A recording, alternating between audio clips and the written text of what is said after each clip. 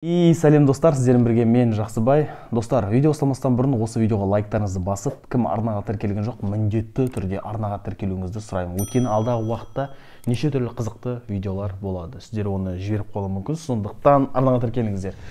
Достар, неліктен мен маскамен отыр деп ойлап тұрсыздар? Видеоны до конца қараңыздар, сонда мен сізге толығырақ айтатын боламын, және де сізді күшті бір сыйлық күтіп тұр. Кетіп біз бастаймыз.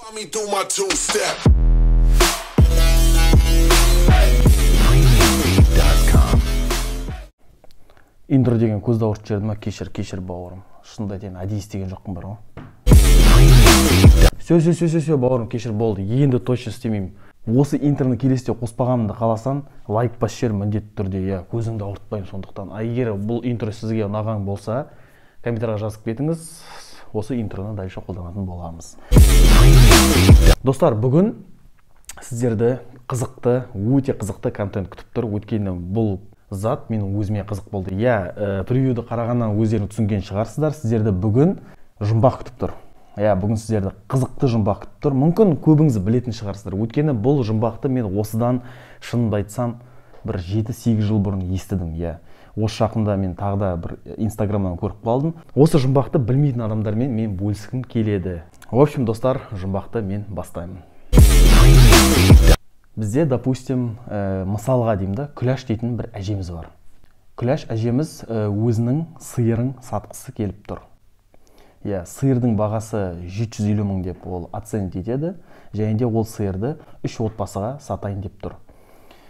3 отбасы өздерінің арасынан енді 750 мыңге алатын болғандықтан, адам басынан әр отбасы 250 мың теңгеден шығаратын болады. Сонда 750 мың теңгеде Күләш ападан сиырды сатып алады. Күләш апа ақшаны алып үйге жеткеннен кейін 750 мың теңгені қарайды, ойбай, мен сиырды кішкене қымбатқа сатып жіберген екенмін. Мына 50 мың теңге маған артықтау болып тұр. Немерем арқылы сол 3 отбасыға қайтарып берсін деп берейін 50 мың теңгені дейді. Немересі, допустим, оның аты Арсен. Мен білмеймін, Күләш, Арсен деген вообще аяқ астынан келіп жатыр да, бұндай ат вообще ешкім айтпаған да бұл жұмбаққа. Арсен сол 50 мыңды алады да, жаңағы 3 адамға барады. 3 отбасының главный адамдарына барады, 3 адамға. Бара жатқан кезде, білейін, мен мынаны қалай бөлем? 15 мыңнен бөлем ба? 45 мың шығады, 5 мың теңге қалтамда алып қояды. Қалай бөлем деп ойланып барады да. Әр отбасыға 10 мың теңгеден қайтарып берейін, 20 мың теңгені Күләш әжеге қайтып беремін деп сондай мысалмен барады. Жаңағы адамдарға жеткен кезде біздің Арсен 10 мың теңгеден береді. Сонда әр отбасы қанша теңгеден шығарды? Егер де олар изначально 250 мың шығарды, оған 10 мың теңгесін қайтарып берді. Получается, сонда әр отбасы 240 мың теңгеден шығарған.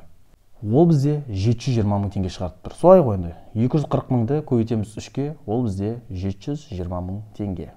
Және де Арсеннің қалтасында 20 мың теңге болды. Сол 20 мыңды қосқанда 740 мың болды. В общем, енді жұмбақ 10 мың теңге қайда?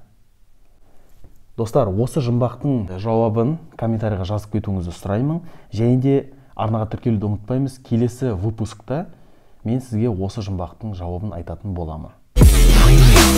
Енді екінші жұмбақ. Екінші жұмбақ қызығырақ. Неліктен? Өйткені сіздерді ақшалай сыйлық күтіп тұр. Кім бірінші жауап береді, точнее тауып алады осы жұмбақтың жауабын, мен соған 1000 теңге аударатын боламын. Комментарийға жазып кетіңіз, неліктен мен қазір маскамен отырмын. Комментарийға жазып кетуіңізді сұраймын. Неліктен мен маскамен отырмын, соны жазып кетсеңіз, қасыңа Каспий номерді немесе Киви номерді жазуды ұмытпаймыз, міндетті түрде. Және де осы видеоны WhatsApp арқылы 3 досыңызға таратуды сұраймын. Достар, сол келесі кездескенше сіздермен бірге болған Жақсыбай. Давайте, сау болыңыздар.